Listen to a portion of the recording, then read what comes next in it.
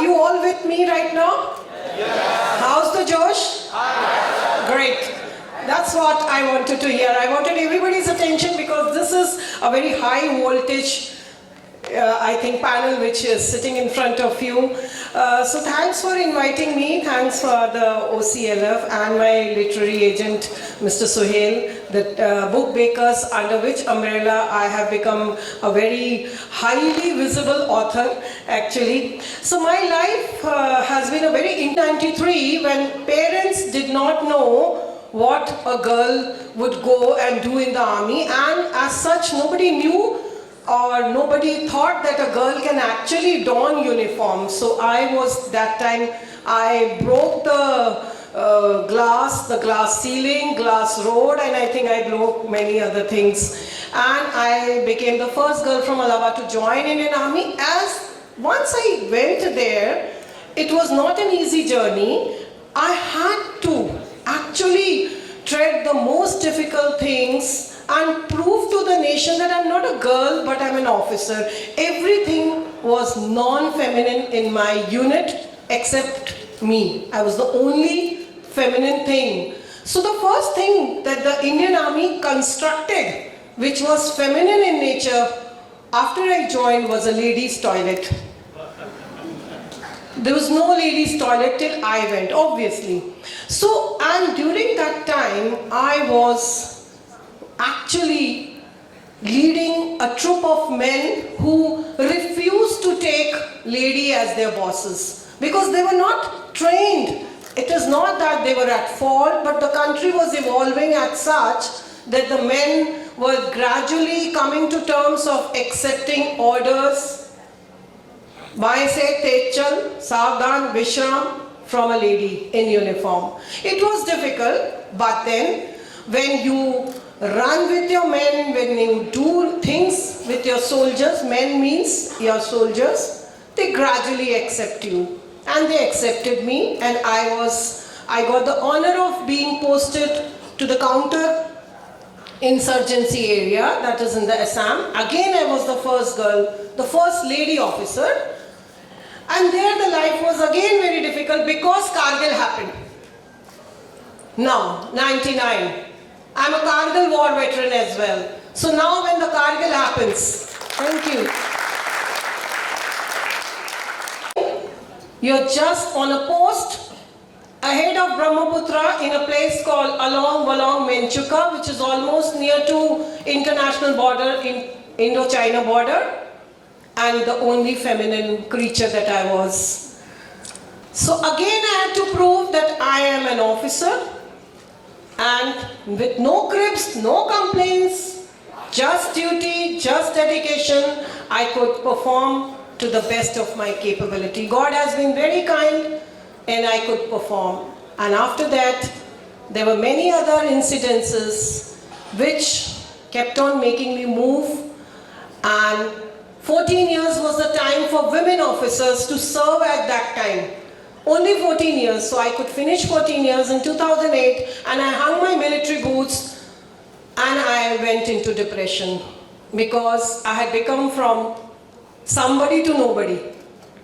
Now I wasn't getting the salutes, so I decided to take on a very stimulating, challenging task of walking a beauty pageant, because for 14 years I was proving to the nation that I am not a woman. Now I had forgotten how to be a woman. The civil world did not accept me. My children called me, we have got 2 dads in the home. We don't have a mom. I realized I have to learn how to be a woman. But at the age of 38, who's going to teach me how to be a woman? So I decided to walk the beauty pageants. And I won the Tanishq beauty pageant with Savdhan and Vishram, only known to me. The 2 poses, I was awarded the most vivacious woman at Gladrex Mrs. India 2009. Thank you. And from here, my author journey started, because I want to tell the younger generation that nothing is impossible. You can do everything, whatever you want to. Thank you.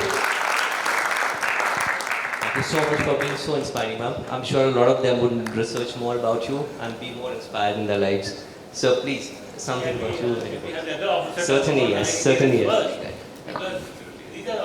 I believe these are not women, these are inspirations. Jai Hind. It's a star-studded program. My life has been very, very interesting, very challenging.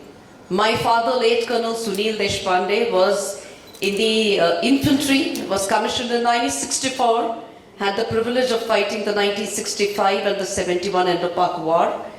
And later on, that inspired me, watching him every day in the uniform, watching him in the OGs every day.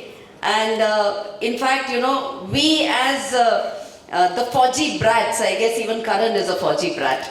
So we Fauji brats, we have this privilege of polishing the shoes of our fathers, of doing brasso on the stars and the beard, and ensuring that our father looks the most smart in the uniform. I was in the National Cadet Corps, and yes, I owe whatever I am today to the NCC as well. In the NCC, I was in 1993 Republic Day camp. I was the best girl cadet of the country, and I had got the gold medal and the Prime Minister's baton at the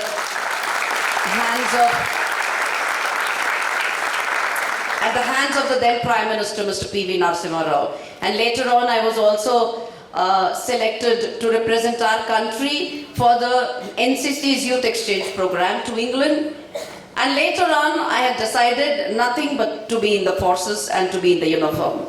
And since my whole family is in the OGs, my father was in the OG, my uncle was in the OG.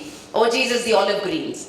And so I decided to be in the blues. So I joined the Indian Air Force. I joined in the Air Traffic Control, Fighter Controller branch. And a very new field again, because I was a commerce graduate, and controlling aircraft from radars and controlling aircraft sitting at the ATC tower, again, another very new field. But yes, I remember one incident of my academy. The first day that we all were standing, we 25 girls and the rest of the men were standing along with us. So our chief instructor came and he asked a question. Do you girls want a bit of lenient training, or do you want the same being asked in front of the men counterparts? What is your answer going to be? There I can see many girls here. What is your answer going to be? Of course, yes. Yes, we want the same amount of training. We don't want any lenient training because we are much capable of doing it. And he said a very wonderful sentence after that answer of ours. And that sentence was that forget that from today you are ladies. From today you are soldiers of the Indian Defence Forces. And this is your only identity.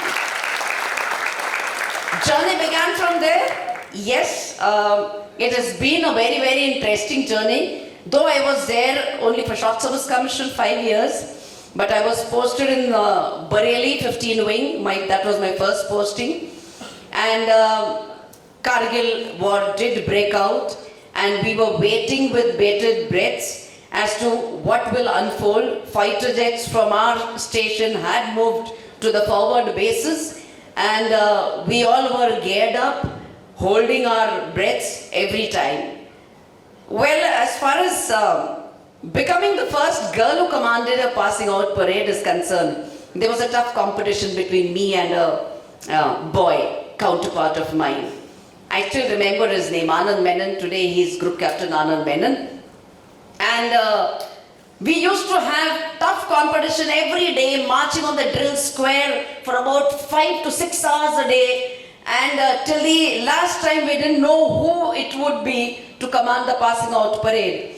And when my name was announced, well, along with happiness, there was a huge sense of responsibility as well. Because to command a passing out parade, being the first girl, and this responsibility being given to me, that was tremendous. So I had butterflies in my stomach when the passing out parade was going on, but successfully doing it, it did give me a sense of pride. And this sense of pride, I believe Ankita ma'am would also agree with me. The antim pug that we take, and when we pass out and finally become officers. That is the ultimate thing.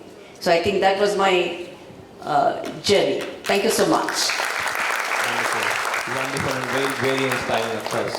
So please, something from you. It is really inspiring to hear both these lady officers speak about their journey in the Army and the Air Force. Well, I have not had the good fortune of donning a uniform, and what came to my good fortune was journalism. So holding the pen, it is said, is always, stronger than holding the gun. Because I'm telling you why, because there have been number of occasions when we were, and specifically in Kashmir, there were at least 4 or 5 incidents where we were attacked by the terrorists. At that particular moment, the only thing I had, which could I hold on to, was my pen, while the people around me were getting their guns out and shooting at the terrorists. And I was told to lie down in the dirt with my face down and not move till they have finished all those buggers. Okay. At that particular moment, I felt very helpless, very unprotected. Supposing a terrorist was to come and point a gun at me, how will I retaliate? Nothing. I have nothing. He'll just shoot me and walk away. While the people around me, even the PSOs or ministers who were there, they were at least having a revolver, if nothing else. So, but I also consider myself as a soldier. I've done a documentary on Kashmir called The Diary of a Kashmiri Pandit. This is about a Kashmiri Pandit who gets caught in his own home when after the migration of the Pandits happened from Srinagar, and he can't go out. So the documentary is all about alienation, violence. He's alone. So the documentary has been shot with no character in it. The only character in the whole documentary is his house and the narration in a male voice. And on the screen, you see Dipti Nawal, the person who is Sutradhar.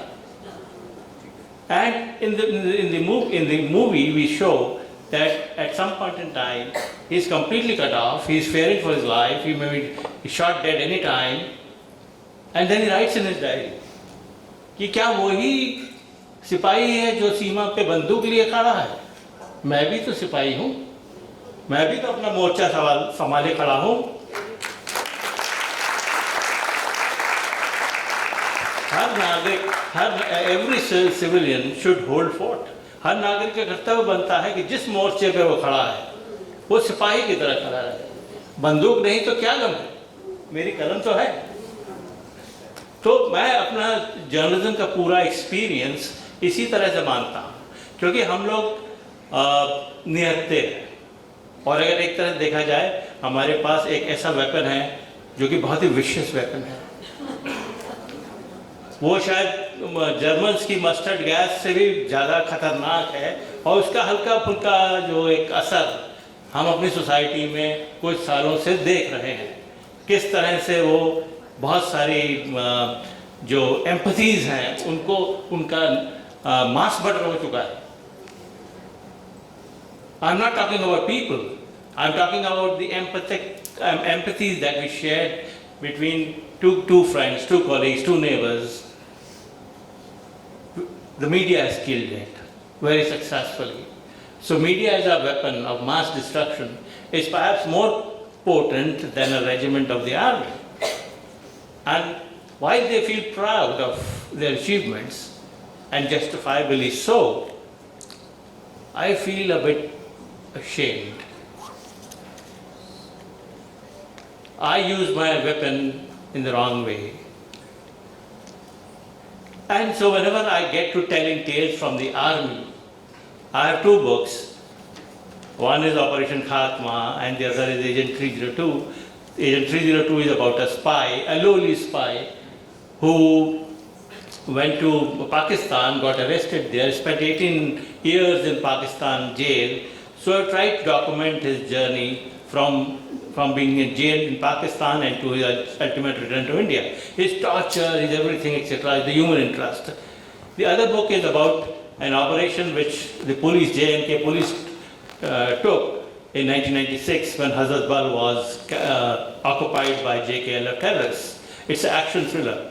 But what we try to do is, as a journalist, I try to bring out the nuances of an army life, of a person holding a gun and going after terrorists is also a human being. Imagine a soldier standing in -10 degrees in middle of Srinagar, guarding Lal Chowk through the night, and day after day after day after day. So, the tales from the army are not only about valor, they are not only about victories, they are also about small hurts, they are also about human relationship between the army people themselves and the relationship that they share with the larger community that they protect, their own personal problems, comfort, discomforts, and when somebody who's your colleague is hurt. I've been involved in so many such encounters when army guys were, they were protecting Farooq Abdullah, the chief minister, and one young captain and one sepoy, they were shot by terrorists right there in the middle of a village. And the only thing that captain could say, and the doctors immediately came and they ripped off cut his shirt, and they started giving him aid. He said, "Maa ko bulao." I was so moved. Look, this is a guy who was fighting terrorists at the other moment. He was operating a AK-47, and when he got hurt, he was not bothered. He said, "Maa ko bulao." So these are the stories that are from the army which need to be told. Stories of victories need to be told. Stories of valor need to be told. Personal courage, personal valor, personal achievement, they need to be told. But along with, we also need to tell stories like Saving Private Ryan. So as an author, I would go for that whole 360-degree lifestyle issues that the army people face. Thank you. Thank you so much, sir, for sharing all the experiences that you know your time. So please, something from you. Hi everyone. I'm so glad you mentioned Saving Private Ryan because my book, I have a book called Battlefield Brothers, which is by Om Publishing, and in the reviews somebody has written, this is the Indian version of Saving Private Ryan, and I was quite blown by that. I'll try and keep my introduction brief. I have some very illustrious panel here, people who have been in the army, who have been associated with the army. My father was in the army. He had a brother who's in the army. He had another brother who's in the army, and another brother who's in the Navy. His father was in the army, and their father was in the army. Net, I was the black sheep of the family. So the only way I could redeem myself was writing about the army. So that's what I decided to do. So the first book that I've written, it is about the army. It's about the army officers and the idea is that the brothers went to war, but what would a family feel when that during those times you didn't have cell phones, so you could not call your mother and say, look, I'm just fighting this battle and let's do a video chat. It couldn't happen. There was no information available in '65, so when an army officer went to fight a battle, it was like a death warrant. Now imagine if you send a son or a brother or a parent to fight a war and you don't know if they're going to come back. What would the family go through? That's what the skew of my book is. The logline of the book is 2 wars, which is 65 and 71, 4 brothers, 1 valiant family. So that's what the Battlefield Brothers is all about. We'll talk a little more, once you ask questions, then we shall. I believe instead of me asking something which probably could be an inspiration for a lot of over here, because army has always been a fascinating career. Right. I feel like, after hearing from all of you, I feel it's not only fascinating, it's also about something to feel proud of, not only to serve your own country, but about yourself. Because today we see here these people talking about themselves so proudly. So something like, from... It's something that I mentioned in the panel yesterday also. We've got to just step back a little, especially these young people here. They would possibly have to Google 65 and 71 war. We are sitting in a very safe haven, enjoying the bread pakoras and enjoying a great education, great life, because a lot of people sacrificed their dreams and lives in 65 and 71 to protect us. And the idea of heroism is something that I want to talk about again. If I ask you who's your favorite hero at homes and who never came back home, to a wife who became a widow, or a son who became an orphan. So one of the things I would always advise young people is, we've got to step back and start associating the hero word. You know what I am? I act. So I'm not a hero, I'm an actor. Ranbir Kapoor is an actor, the great actor. Ayushmann Khurrana is a great actor, but he's an actor. Your hero has to be somebody that with great personal sacrifice helps you achieve your dreams. So he puts his life on the line so you can do what you want to do and have a cushy life. So that's the only thing that I would want to say, And as far as Tales of the Army are concerned, we have just released a series called Mukbir. I've written it and produced it. Some acting parts also in it. But I have taken this as a personal choice to write about the army and make movies about the army, because Uri must have fascinated a lot of you that saw the film and said, oh wow. Now that's something that when she said, how's the Josh, what did you guys say? Hi. You can do better than that. How's the Josh? Hi. Clearly. So that Josh you must feel as youngsters, so we must make more mainstream cinema, most mainstream narratives to create the right kind. In that, my first serial that I did called Saya, my entry was in the uniform, and when I called up my dad with excitement, I'm saying, Dad, I played a Air Force officer, and he said, you got your stripes wrong. So now whenever I write about the army, I do a lot of research. I'll be banished from my house otherwise. Thank you so much. Something from your writing if you'd like to share, something which could be inspiring for all the audiences and anyone else who would probably listen to this conversation later on. All right. I was a air traffic and a fighter controller. What we used to do is, we used to sit at the radars or the ATC tower and control the fighter aircrafts and the transport aircrafts of the Indian Air Force.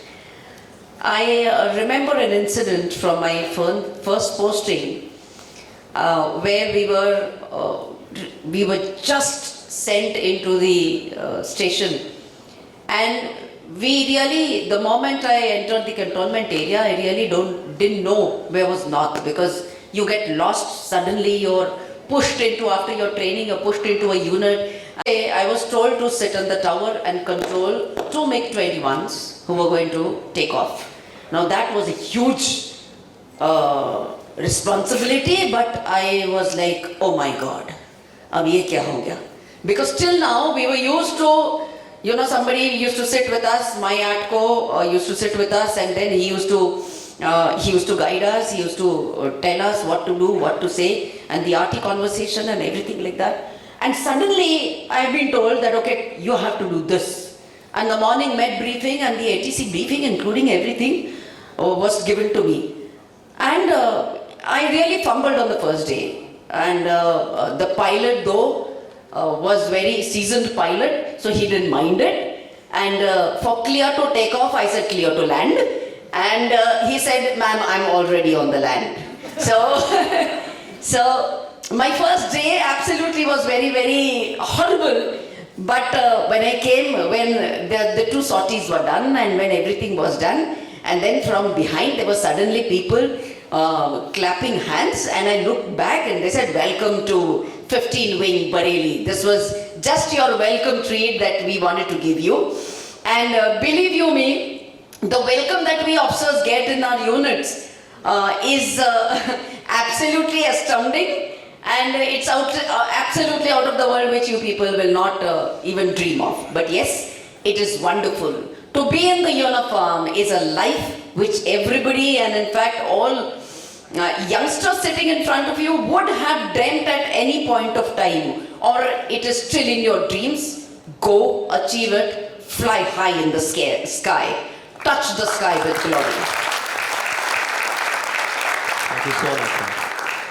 Ma'am, something from your writing if you would like to tell, inspire people here. Okay, so while in the army, you take on certain jobs which are sheer responsibility. They may not be charter of the duty, but it may sprung out from some nowhere. So I was moving with one senior IS officer as a liaison officer for that lady officer, and there was an attack by the Gorkha lands for demanding Gorkha, and the roads were blocked, completely blocked by the boulders. Now I was just a second lieutenant, but I used to move with a kukri. Kukri is a locally made weapon which I used to keep it in my shoe all the time.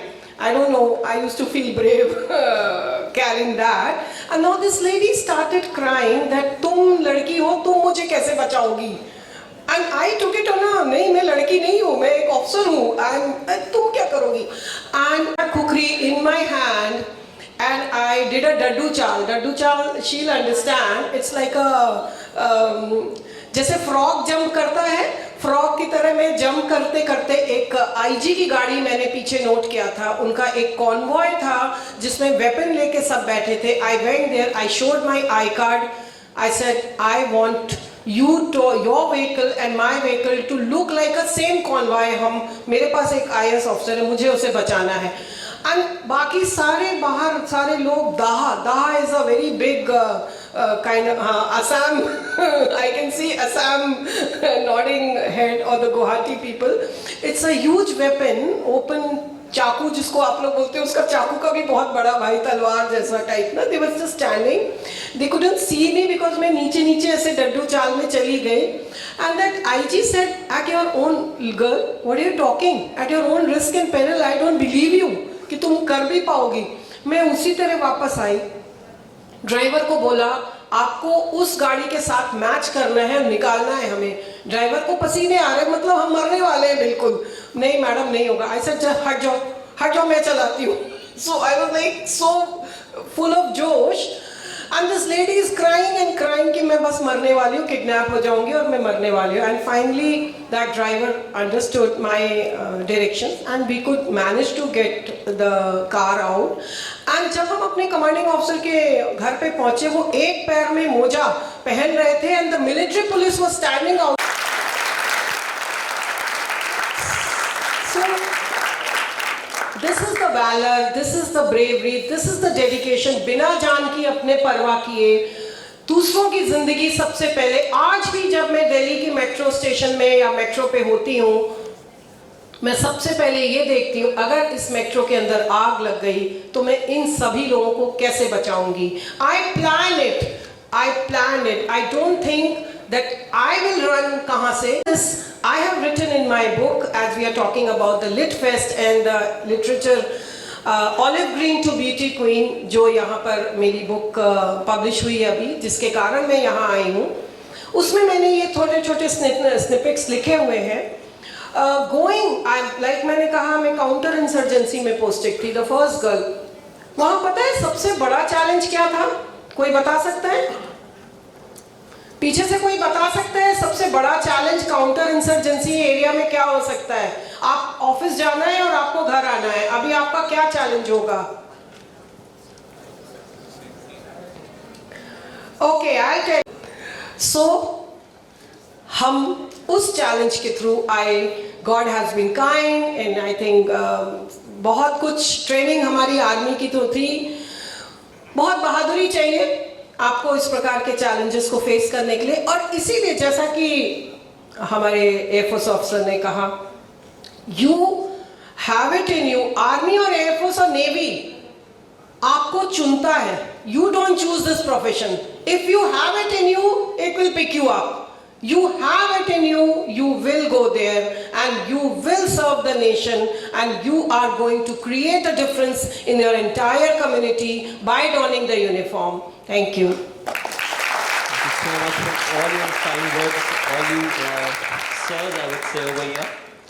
Because telling the ma'ams would be like, quite injustice to what they have done for not only inspiring us today, but also for the nation and for themselves, and setting up an example for all of the women also and girls as well. So tales would never end. So I'm pretty sure, like, there must be a lot more to be heard from them, but may not be here somewhere else, maybe on internet, because every one of us are there. Can I intervene here? There are a lot of things to be heard from them, but face-to-face opportunities don't come. That's why writing and reading, picking up a book, that is important. So whatever you read, hurry.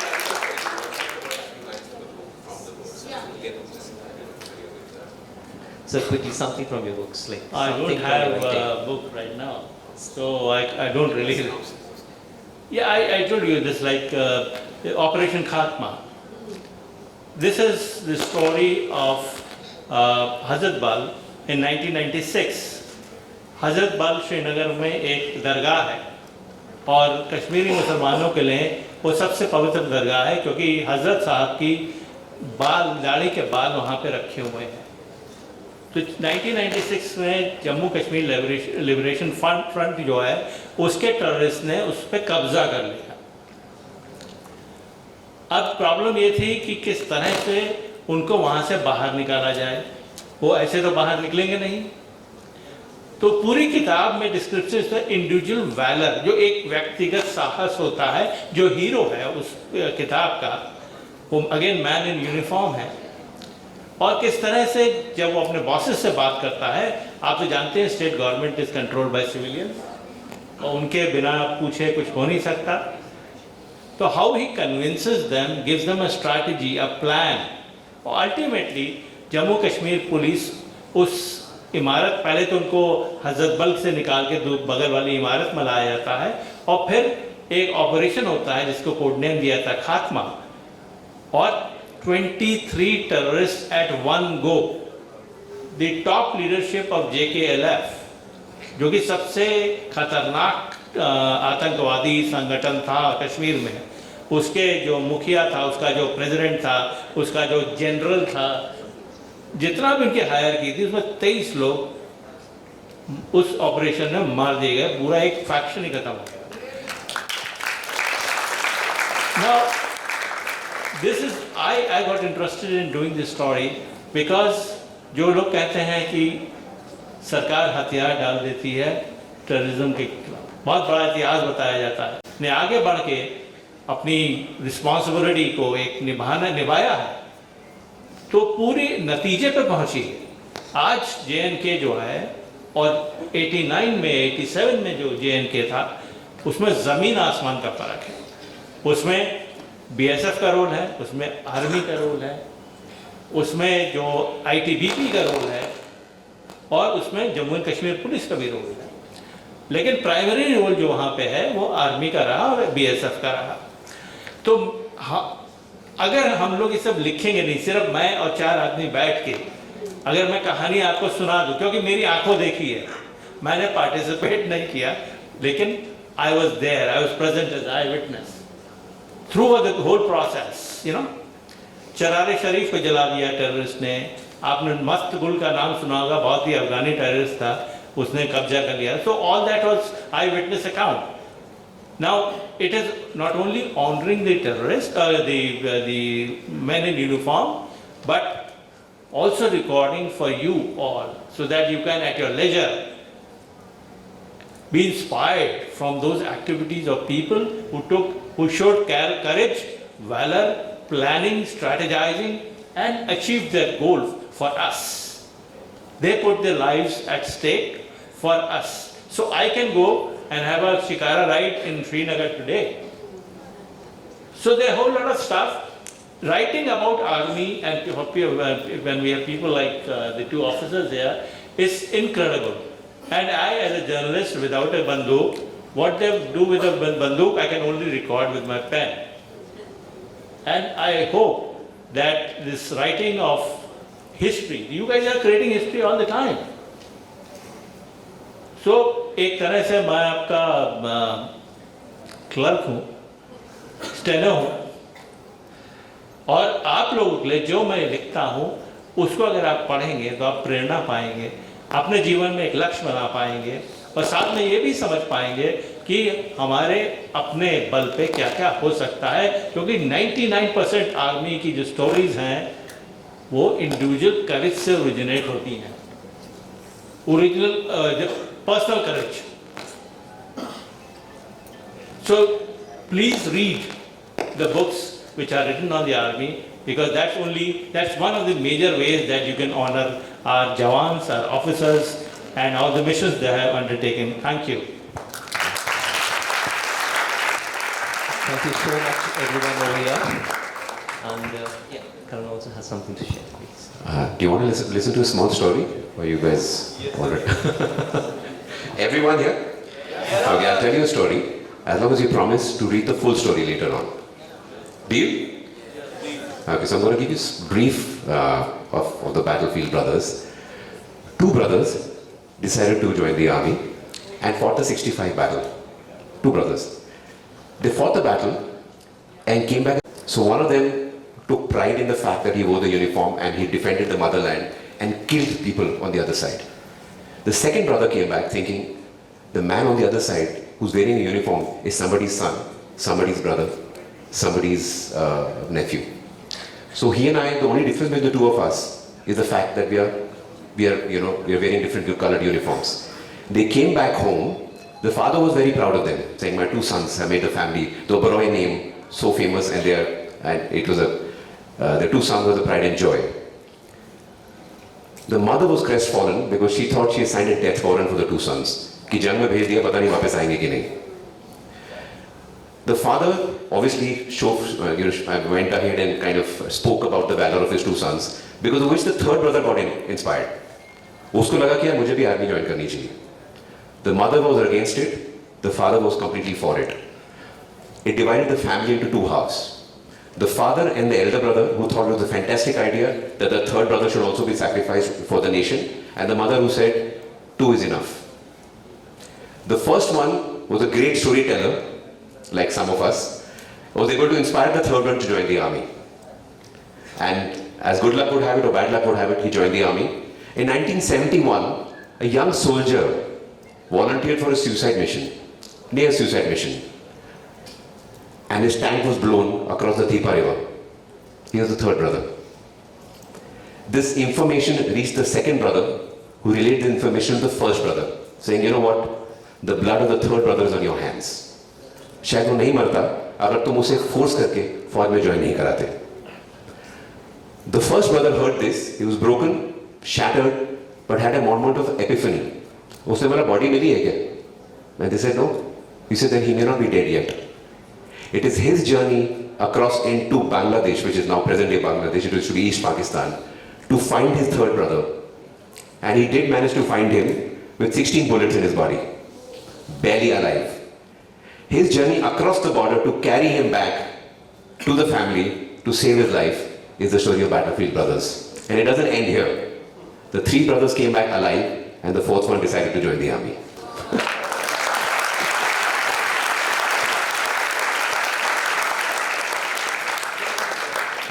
That's what I said right in the beginning. It's going to be two less two people.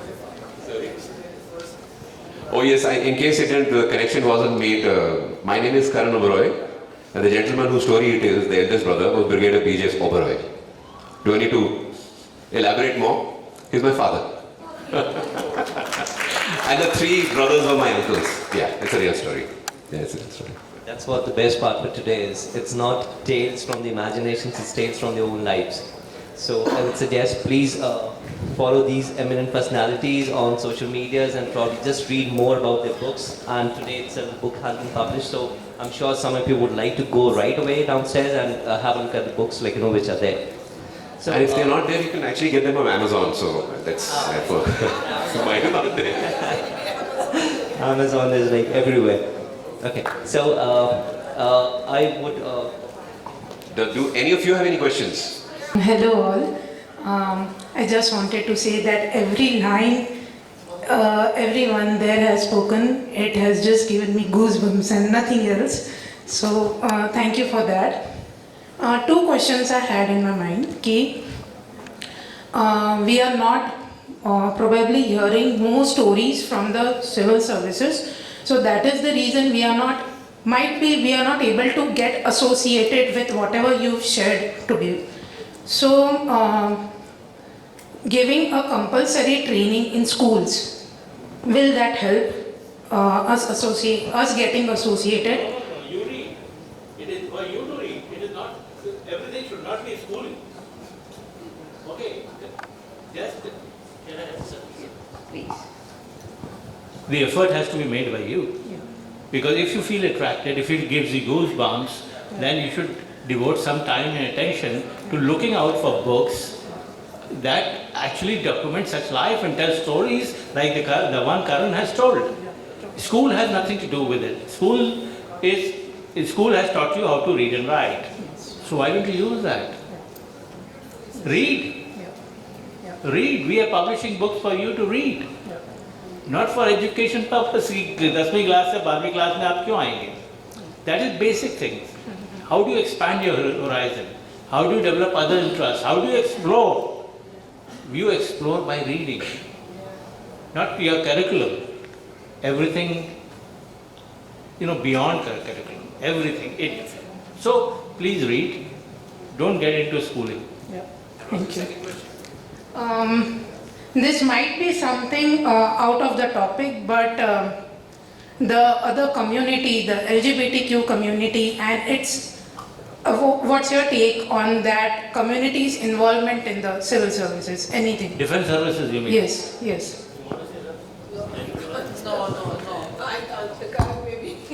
Sorry, what you're saying is the eligibility criteria to be for the LGBT community to be in the The civil services? eligibility criteria, or are they getting a platform to represent any?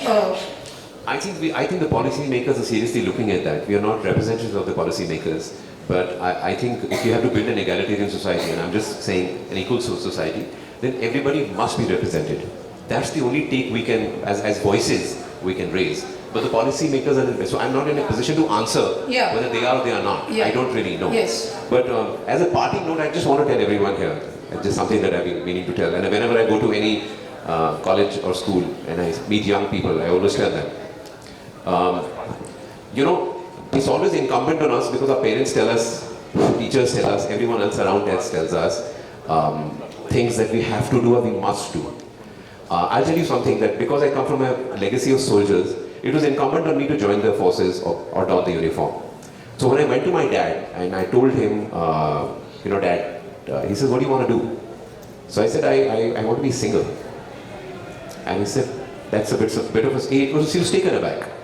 And that time singing was not a career like it is today. It was something that you did because it was something that passed your fancy. And the only thing he told me was, do whatever makes you happy. Take the shoulder responsibility of making yourself happy and follow your dreams. Because eventually, whether you make lots of money, so his simple example to me was, if you don't have a roof over your head and you don't have 2 meals to eat, and you're still singing, will that make you happy? And I said, yes. I said, emphatic yes. I don't care. I'm an artist. I'm going to live and die as an artist. And that's my dream. So he said, in that case, the only thing I'll tell you is, protect your dream. But don't follow dogmas. If it comes from here, it will make you happy. Jai Hind to the officers on stage. I'm Colonel. I was posted out here in Nagpur only. And like Karan has said, he belongs to a family of soldiers, even I do. My father was in the army, my uncle was also in the army. He was an officer from the Corps of Engineers, and unfortunately they're no more. But me and my elder brother, we've continued the family tradition of joining the forces. My elder brother is still serving in the Corps of Signals. He's posted at Jabalpur. The soldier at the border, he does not hanker for fame, for glory, for money, nothing at all. He just wants you people to spare a thought for him and just thank him in your minds for whatever he's doing for your safety. That is all a soldier hankers for all his life, and he lives and he dies for it. Which is why telling their story becomes paramount, not on them, but us. So which is why we must write more books about the tales of the army, must make more movies about them, and make more web series. So that their stories are told by us. We honor, their sacrifices.